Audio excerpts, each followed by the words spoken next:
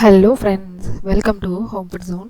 இன்றைக்கி இந்த வீடியோவில் நல்ல ஹெல்த்தியான சிம்பிளான ஒரு ரெசிபி, நல்ல ஃபில்லிங்காக இருக்கும், குழந்தைங்களுக்கு கூட ரொம்ப பிடிக்கும். அது எப்படி செய்யறதை பார்க்கலாம்.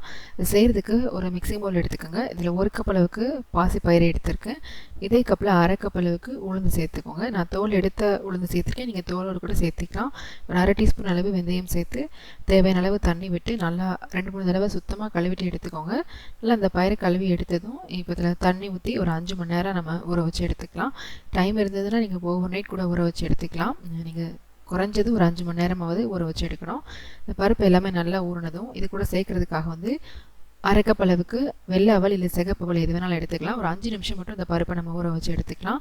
நம்ம ஊற வச்சு இந்த அவலை ஃபஸ்ட்டு மிக்ஸி ஜாரில் மாற்றிட்டு கூடவே நம்ம ஊற வச்சுருக்கிற பருப்பு தண்ணியெலாம் வடைச்சிட்டு மிக்ஸி ஜாரில் மாற்றிக்கலாம். இதில் தேவைப்படுற அளவுக்கு கொஞ்சம் கொஞ்சமாக தண்ணி ஊற்றி ஒரு 1/2 கப்லேருந்து 3/4 கப் வரைக்கும் தண்ணி தேவைப்படும். ஊற்றி நல்லா மையாக அரைச்சி எடுத்துக்கோங்க. நார்மலாக நம்ம தோசைக்கெலாம் எந்த மாவு கன்சிஸ்டன்சி அரைப்போமோ அதே மாதிரி அரைச்சி எடுத்துக்கோங்க. இப்போ இது ஒரு பவுலுக்கு மாற்றிக்கலாம். இப்போ இதில் 3/4 டீஸ்பூன் அளவு உப்பு சேர்த்துருக்கேன். உப்பு சேர்த்து நல்லா கலந்து விட்டுக்கலாம். நீங்கள் மாவு அரைக்கும் பொழுதே சேர்க்குறதா இருந்தால் கூட சேர்த்துக்கலாம். உப்பு சேர்த்து நல்லா இந்த மாதிரி ஒரே டைரெக்ஷனில் கலந்து எடுத்து அந்த மாவை குறைஞ்சது ஒரு 5 மணி நேரம் அப்படியே வச்சுருங்க. நல்லா மாவு புளிச்சு வரணும். ஒரு 5-6 மணி நேரம் கழித்து பார்த்தீங்கன்னா நல்லா மாவு புளிச்சு வந்திருக்கும். இந்த ஸ்டேஜில் திரும்பவும் நல்லா எடுத்து இதை மிக்ஸ் பண்ணி விட்டுக்கலாம். எக்ஸ்ட்ரா தண்ணி எதுவுமே சேர்க்க வேண்டாம். மாவு கன்சிஸ்டன்சி கரெக்டாக இந்த மாதிரி இருக்கணும். இப்போது இது கூட சேர்க்குறதுக்காக ஒரு பவுலில் ஒரு பெரிய வெங்காயம் பொடிசா நறுக்கி சேர்த்துக்கோங்க.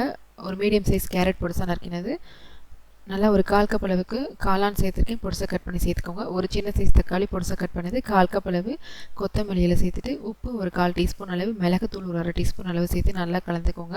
இதில் உங்களுக்கு விருப்பமான மசாலா எது வேணாலும் நீங்கள் சேர்த்துக்கலாம். நான் மிளகுத்தூள் மட்டும் சேர்த்துருக்கேன். நான் காளான் சேர்த்துருக்கேன், அதனால் நிறைய மற்ற காய்கறி சேர்க்கலை. நீங்கள் காளான் இல்லைன்னா அதுக்கு பதிலாக முட்டைக்கோஸ், பீன்ஸ் அந்த மாதிரி எது வேணாலும் சேர்த்துக்கலாம். எது சேர்த்தாலுமே நல்லா பொடிசா நறுக்கி சேர்த்துக்கோங்க. நம்ம கலந்தெடுத்த இந்த வெஜிடபிள் மிக்ஸை அப்படியே நம்ம வச்சிடலாம். இப்போ நம்ம தோசை தவா சூடு பண்ணிவிட்டு அடியில் கொஞ்சமாக எண்ணெய் தடவிட்டு நல்லா ஒரு கரண்டி அளவு நம்ம அரைச்சி எடுத்த மாவை ஊற்றிக்கலாம். சுற்றிலும் கொஞ்சமாக எண்ணெய் சேர்த்துக்கோங்க. மேலே நல்லா உங்களுக்கு எந்த அளவுக்கு காய்கறி சேர்க்கணும்னு நினைக்கிறீங்களோ அந்த அளவுக்கு தாராளமாக நல்லா காய்கறி இந்த மாதிரி இந்த மாவில் சேர்த்துட்டு இதை அப்படியே நம்ம மூடி வச்சிடலாம். மூடி வச்சு ஒரு நிமிஷம் அப்படியே இருக்கட்டும். நல்லா ஓரளவு வெந்து வந்ததும் இதை நம்ம திருப்பி விடலாம். அடுப்பை நல்லா லோ ஃப்ளேம்லேயே வச்சு குக் பண்ணி எடுத்துக்கோங்க. அப்போ தான் உள்ள வரைக்கும் நல்லா வேகும், காய்கறியும் நல்லா வெந்து நல்லா முருகலாக வரும். திருப்பி விட்டு திரும்பவும் லோ ஃப்ளேம்லேயே வச்சு ஒரு நிமிஷத்துக்கு இருக்கட்டும். நல்லா பார்த்திங்கன்னா இந்த அளவுக்கு நல்லா முருகலானதும் இதை நம்ம இப்போ வெளியில் எடுத்துடலாம்.